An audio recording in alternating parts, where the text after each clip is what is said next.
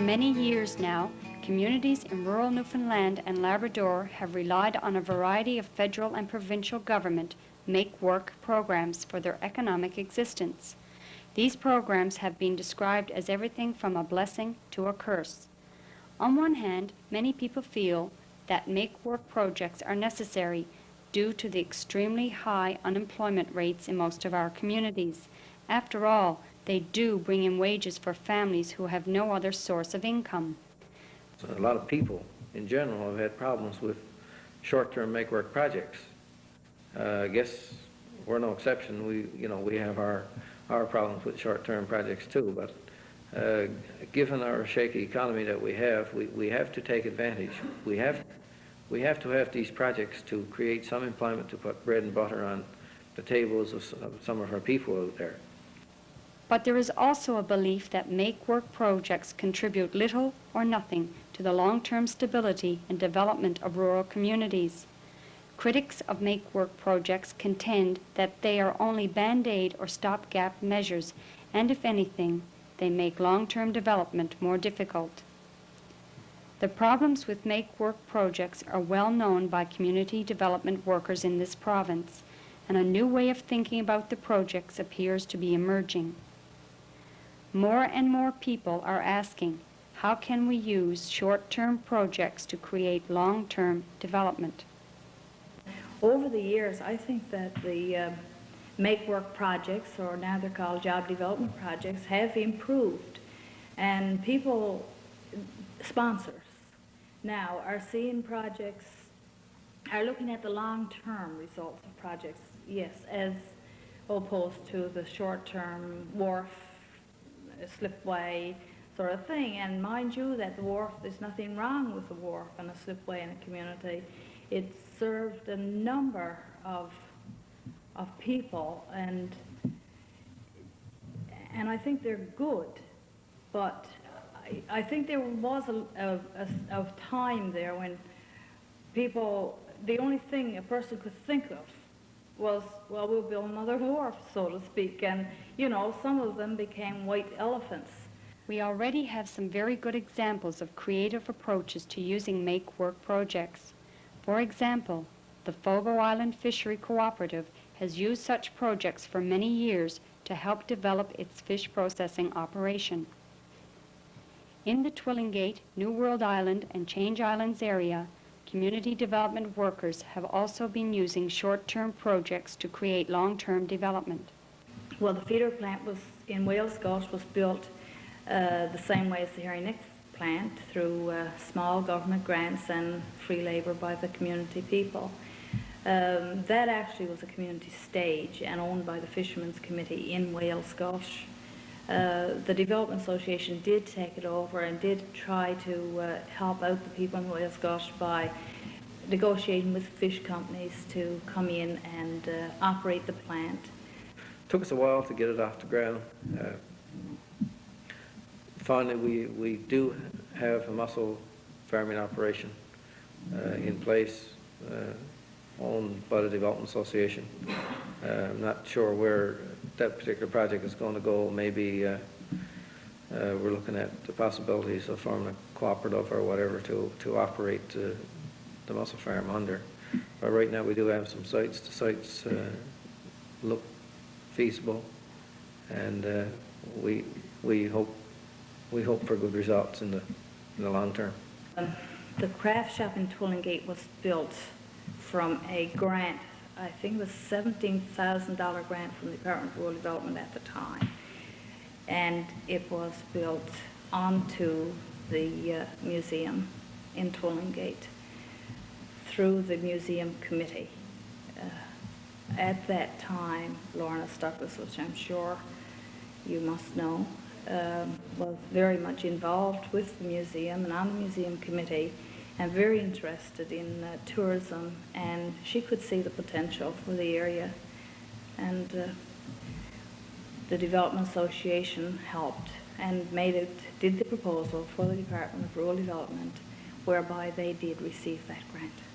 Yes, at the time, I was also involved with rural development and served on the executive for at least 12 years. And since Women's Institute and Rural Development have the same things in mind, and that is the development of rural Newfoundland and the interests of its people. And I thought, well, rural development is a great avenue to work through if we needed funding for expansion.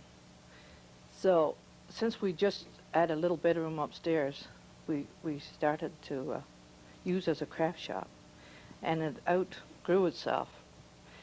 We needed, you know, a bigger space.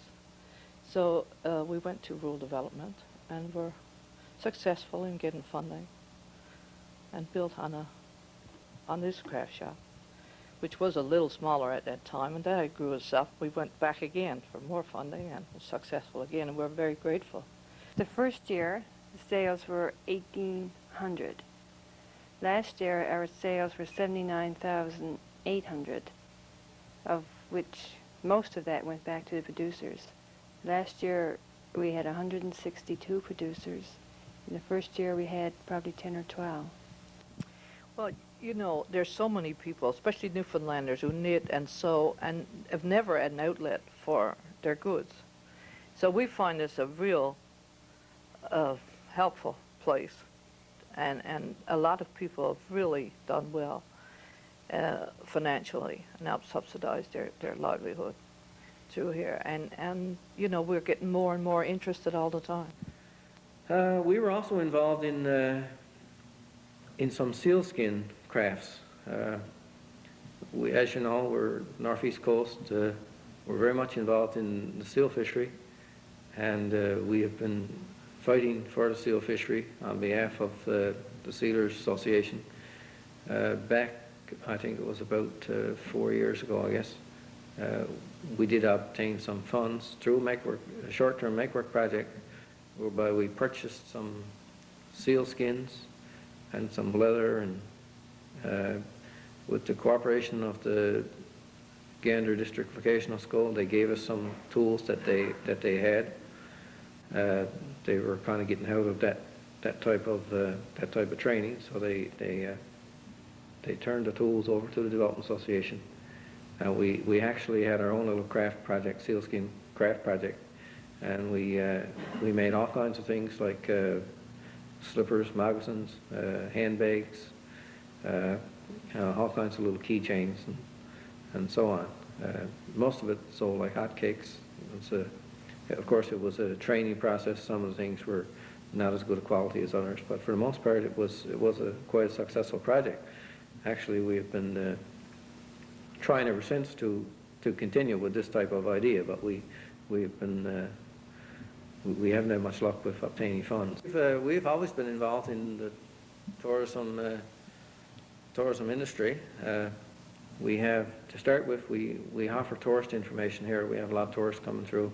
We have students we've had students who are here every summer since for the past 6 years, actually, since this building has been put in place. Up until last year, we were involved in the Fish Fun and Folk Festival, and we were involved some small amount last year. But the Fish Fun and Folk Festival Committee have since become incorporated, and they're kind of on their own right now. Well, the whole idea of the festival, when it first came to mind, was to let visitors know and people coming to the area what we ourselves had to offer, why it is we live here, and what we find interesting enough to stay around here.